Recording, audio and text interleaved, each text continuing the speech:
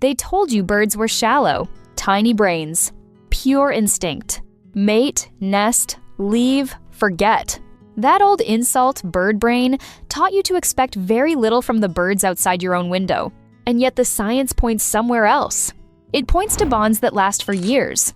In some birds, for over 30 years. It points to the same partners returning to each other season after season. It points to loyalty so steady that once you really see it, that old joke starts to sound cruel. By the end of this video, you'll know why this belief fails and what the birds in your own backyard might be showing you every single day. For a long time, people treated birds like little machines with feathers. Fast bodies, fast reactions, not much feeling behind the eyes.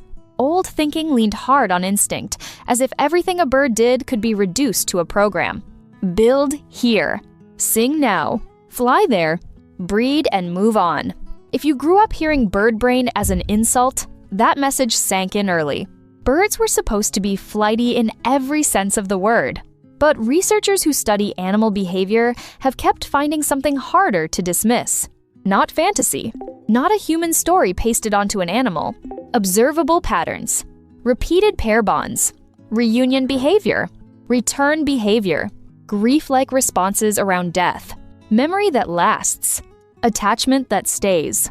One part of the mainstream view is still fair. Scientists do warn against projecting human feelings onto animals too quickly. That caution matters. You can't look at a bird and simply decide it feels exactly what you would feel, but that warning can also become its own kind of blindness. If a bird reunites with the same mate year after year, if a bonded pair stays together for decades, if one bird changes its behavior after the loss of the other, you don't need a cartoon version of emotion to admit that devotion is there. Start with the easiest crack in the myth. Some birds mate for life. Swans are famous for it. So are geese. Albatrosses too. Cranes as well. The public often treats that like a pretty story you'd find on a greeting card. The research says it is more than that. Studies reported in sources such as Animal Behavior and The Auk, as noted in 2020, found that certain bird species can keep lifelong pair bonds. In some species, those bonds last for over 30 years. Think about what that means in real life. Not one dramatic season. Not one nest and done. Year after year. Season after season. A familiar call answered by the same bird. The same partner at the nest. The same body beside them in flight, on water, or on land. Not because anyone wrote romance into the sky for them, because repeated observation keeps showing that they return. The U.S. Fish and Wildlife Service gives a clear example with bald eagles. According to that agency, bald eagles reach sexual maturity at around 4 to 5 years. After that, they often reunite with the same mate year after year. That isn't random pairing. That is return. That is recognition. That is a bond holding across time. And when birds reunite, they often do not act like strangers. With cranes and other long-bonded birds, people have watched reunion displays and dances. Not just breeding on schedule. A visible pattern of connection. Movement directed at a known partner. If you've ever thought birds only snap into action when hormones switch on, those reunions challenge that idea. They look less like a reset and more like a relationship renewed. Then, the story gets heavier. You've probably seen a mourning dove by the roadside and not thought much of it. Soft colors, small body, easy to miss. But observers have described scenes where a mourning dove stays near a dead mate and tries to rouse it. That image lands hard because the behavior is plain. The surviving bird does not just fly off as if nothing happened. It remains. It approaches. It responds to the body. Crows bring another crack to the old myth. People have long noticed that crows gather around their dead. Animal behavior researchers have paid attention to those gatherings because they are so striking. A group forms. The birds focus on the body.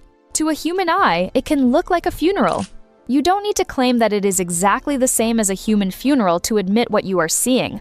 Death changes their behavior. The loss matters enough to interrupt the day. Magpies have also been observed placing grass or twigs near a dead bird. Again, you don't have to force a human script onto it. You only have to be honest. This is not the picture of a cold creature that feels nothing and forgets everything. This is a bird responding to another bird's body with attention and altered behavior. And then there is waiting. This may be the part that breaks people, not the loud moment of loss, the quiet routine after it. A bird returns to the same nest site, the same branch, the same patch of roofline or marsh or field edge. One season passes, then another. The partner does not come back. Still, the pattern of return can hold. When you hear that some species maintain pair bonds for over 30 years, this part starts to hurt in a different way. Loyalty is not only staying together while both birds are there. Loyalty is also what behavior looks like when one is missing.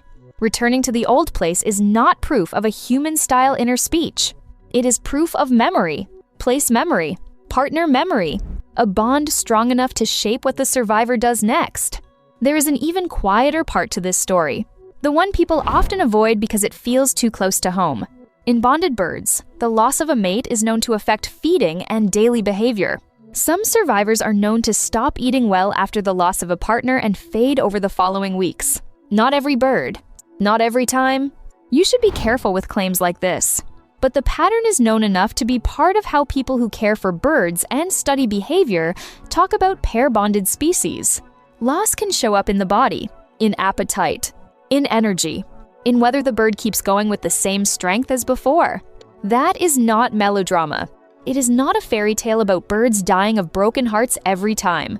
It is a sober observation that in some bonded birds, separation and death can be followed by clear decline.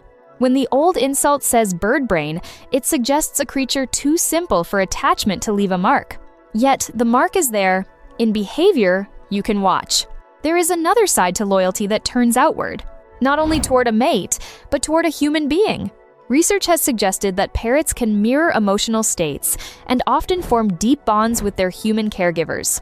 That matters because it pushes against another lazy belief, the idea that birds only respond to food and routine. Bonded parrots do not act like a coin machine where you put in seed and get out noise. They can develop attachment to the person who feeds them, handles them, and keeps them safe. That bond can persist strongly enough that people describe birds recognizing and returning to favored caregivers. So bring this closer than swans on a lake or albatrosses far over the sea.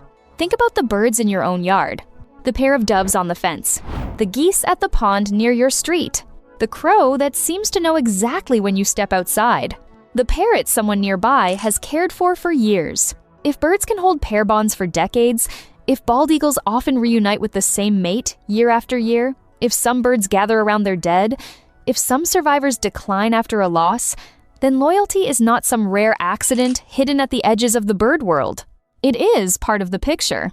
Back in 2020, findings reported in Animal Behavior and the Auk helped underline that point.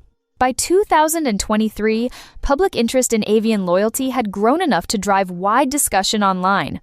That attention makes sense. People are drawn to evidence that shakes a stale belief.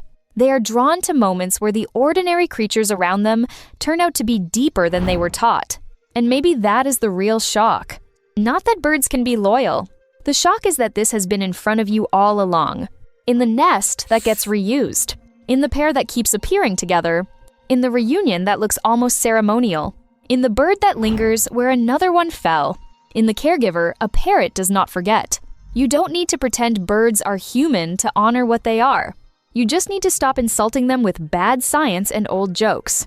The evidence already asks more of you than that. It asks you to look again at the life happening above your driveway, in your garden, on your power lines, in the trees behind your home. It asks you to consider that devotion can wear feathers. So the next time someone says bird brain, hear what that insult really misses.